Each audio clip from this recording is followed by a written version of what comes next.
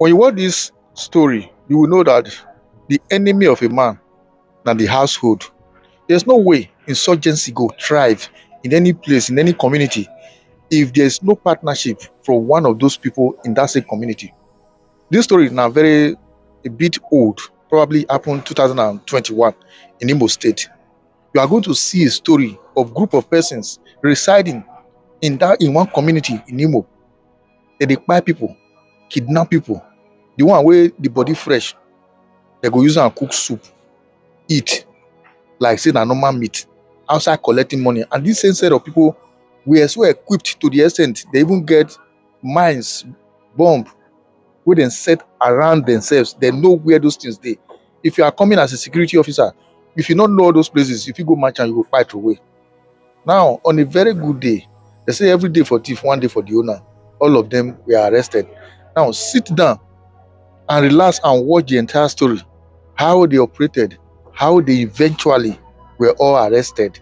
If you watch this story, then you get to understand that the insecurity we are facing today, any place where those insecurity for the happen, when they check am very well, somebody dey who dey give them backing. Because where you no know, you no go fit just go there, go dey operate.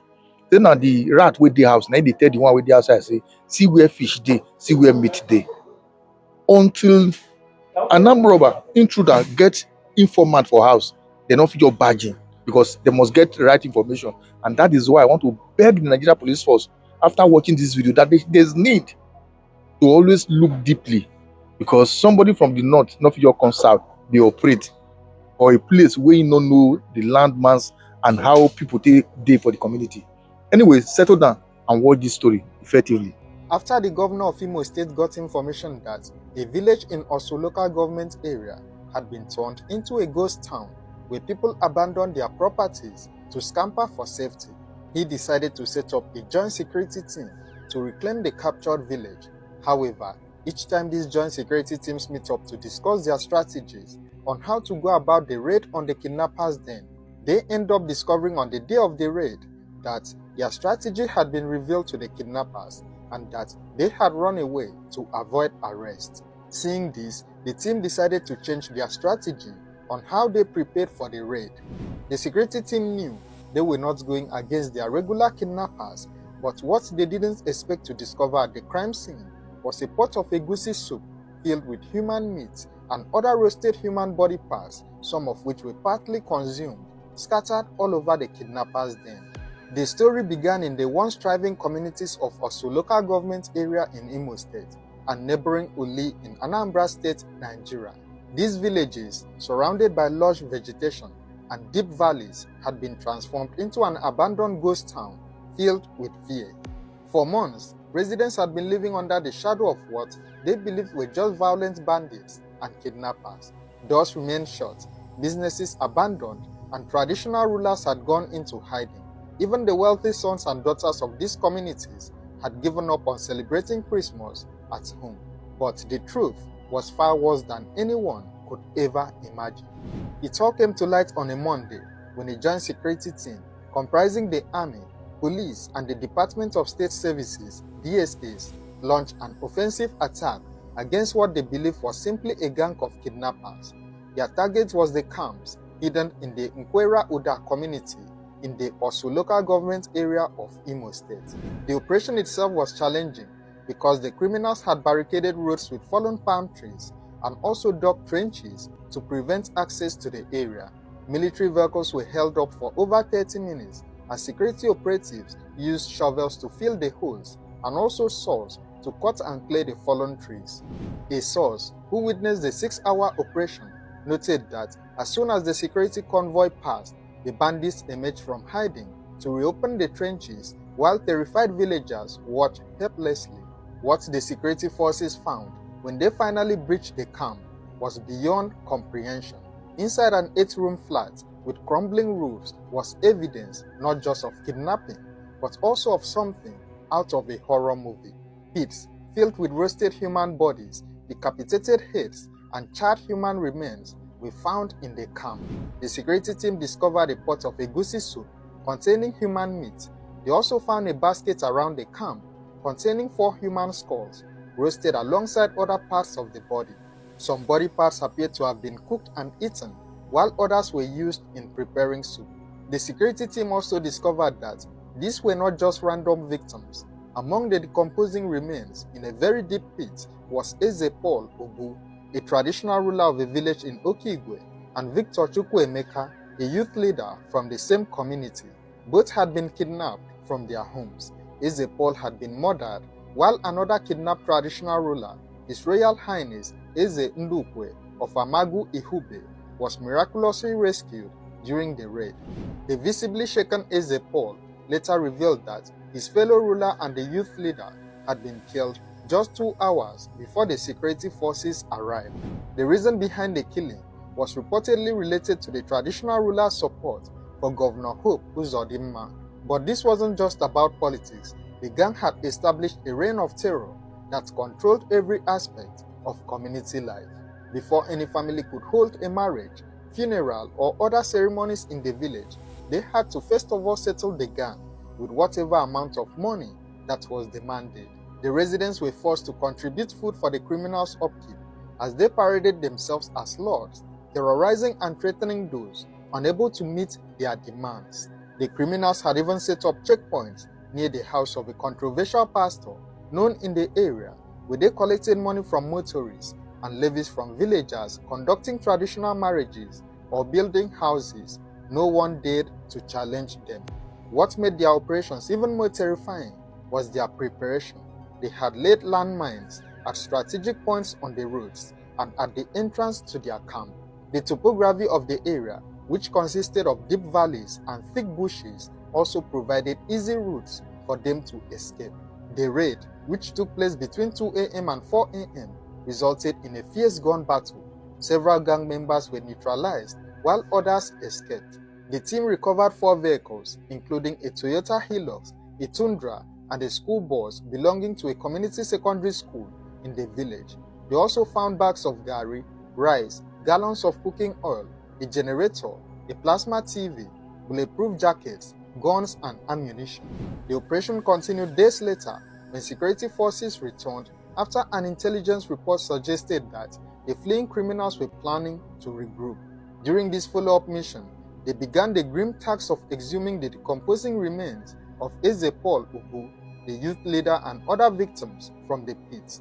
A girl who was rescued by the security forces shared her harrowing experience at the hands of the kidnappers. So on Sunday, I'm supposed to go home. So they said that there is lockdown. So even give me warning, so my transport, so I will go. So they said that on Sunday there is lockdown. So I now say, okay, Tuesday I should go home before they cut me inside room. So one their commander tried to rape me this morning before he heard the gunshot and he ran away. I was the only one inside the room.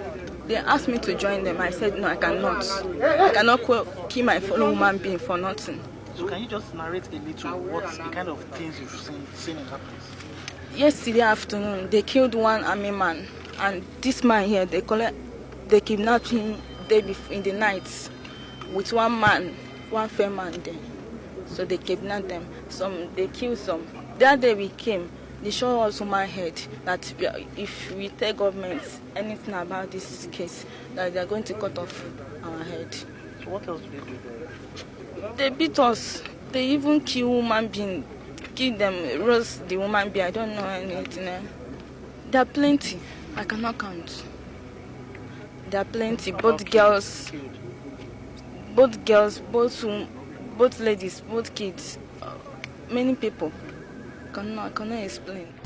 Governor Hope Uzodimma, who briefed about the operation, expressed concern about how an entire local government area like Osu could be abandoned to criminals who killed, roasted, and ate human beings. He described the perpetrators as cannibals with no future and no plans. The governor, who had ordered the security forces to sustain their momentum and ensure people could return home for Christmas, claimed he was vindicated in his assertion that the insecurity in the state was deliberately sponsored and masterminded by disgruntled politicians who had sworn to make the state ungovernable for him. God answers prayers. Only yesterday, the entire Christian Association of Nigeria converged in Owerri to pray to Almighty God to reveal and expose those behind the insecurity in Imo State. And I'm also vindicated. If you recall, several months ago, I did tell the whole world that this insecurity is contrived and sponsored by enemies of the state, particularly some aggrieved politicians who doesn't like peace and who doesn't want the progress of Nigeria. But today, I think we can go home and continue to thank the Almighty God. From what we have seen, you will not agree with me that these are ordinary criminals and bandits who has no future, who has no plan, who are killing human beings and roasting human beings, eating human beings, cannibals. How else are we supposed to treat this kind of idiots if not to ensure that the law takes its course? Well, this thing has been around for some time. Oftentimes we discuss our strategies, and before they will be implemented, it is foiled by the group.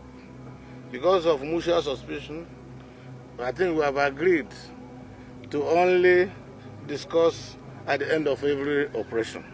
So I don't want to encourage security agencies to tell anybody how they intend to continue this fight. But I know the new strategy is working, and my government will give them every support they need to ensure that there is peace in Imo State.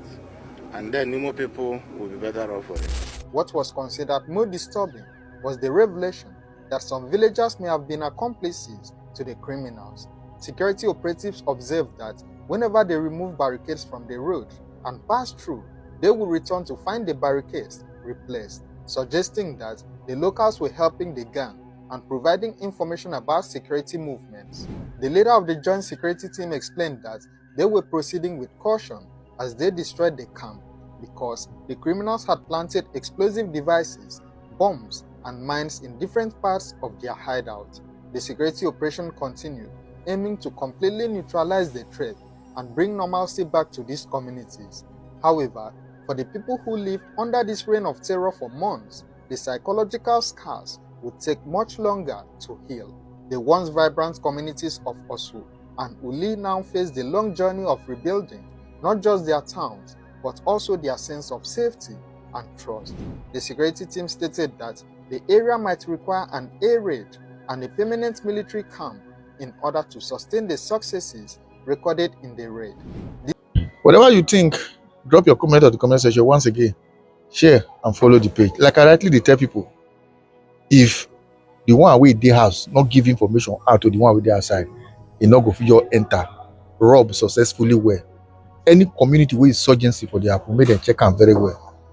Either some of those foreigners don't dey the land for years, they don't know the area before they go invite people come, or people wey dey that place might give them the right information. Anyway, right, anything where you talk, put am about the comment section, share once again and follow the page. Thank you as you do so.